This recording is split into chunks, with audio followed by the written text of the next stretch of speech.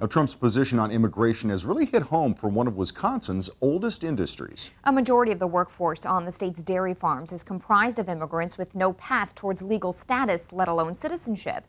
Greg Newman is digging deeper tonight into the battle to change that amid a hostile political climate. For 12 years, Juan has worked on the same Sauk County dairy farm. He started out milking and since then has moved on and does feeding and a lot of our cow care. Juan allows his boss, Mitch Brunig, to talk for him. That's because despite his long tenure here that includes working and living on the property and raising 4 kids that are American citizens, the native of Uruguay still has no legal status in the United States. Neither do most of the immigrant workers who make up more than half of the workforce for the state's $44 billion a year dairy industry. If you go back and look at the dairy industry and agriculture in general, there's just a shortage of rural labor. Brunig grew up on this farm, but his parents didn't encourage him to follow in their footsteps. In the 80s, the dairy industry in the state of Wisconsin was in decline. California was growing. And, basically our parents said, go get a different job, go get a different industry. In the 1990s, when California overtook us in milk production, I think there are a lot of glum farmers out there kind of deciding, where do we go from here?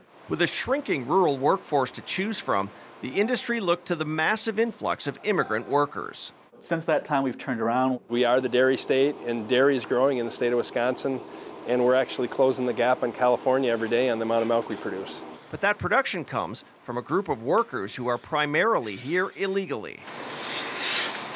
If Juan or any of the other immigrant workers were only here temporarily, in other words, they only worked on the farm 3 months at a time, they could get a visa and have legal status. But it's because they're here year-round that they can't. Historically, agricultural visas have been tied to harvest seasons for certain cash crops, primarily. The whole system has been set up to provide temporary visas for short-term workers to do those harvesting activities. As we know, the dairy industry is not seasonal in nature. Cows have to be milked 365 days a year. Madison immigration attorney Gloria Lee Lopez deals with the reality these workers face on a regular basis. There is no visa classification under the INA, the Immigration Nationality Act, at all for dairy workers. The only avenue to fix that problem runs through the halls of Congress. The U.S. Senate overwhelmingly passed an immigration bill in 2013 that would have given these workers a path to permanent legal status. And it was enormously frustrating to see the House abdicate its responsibilities and not take up a debate on that. House Speaker Paul Ryan supports a path to legal status for these workers, but says he won't take action on immigration reform this year because President Obama issued an executive order in late 2014 extending legal status protections on his own. So this will have to wait for the next president, because when you have a tense relationship like this, where a president is going around Congress and trying to unilaterally write laws, violating the Constitution, it doesn't make for the kind of working relationship you need. So workers like Juan continue to live in limbo. And while immigration authorities aren't targeting dairy farms, there is trepidation that could change, especially if Republican candidates Donald Trump or Ted Cruz become president. Both have promised to increase the size and scope of deportations. And the reality is, we need these workers here to do this, or we would not have the dairy industry that we have now.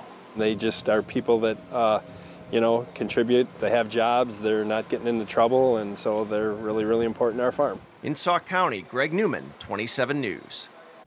26 states, including Wisconsin, are challenging President Obama's executive order expanding legal status to the parents of children who are citizens. But even if the Supreme Court upholds the president's order, many dairy farm workers would still only have legal status for a period of 3 years. In the court of public opinion, the last Marquette Law School poll had 82% of Wisconsin voters saying that immigrants working in the state should be able to pay for legal citizenship or guest worker status. Now, 27 Storm Track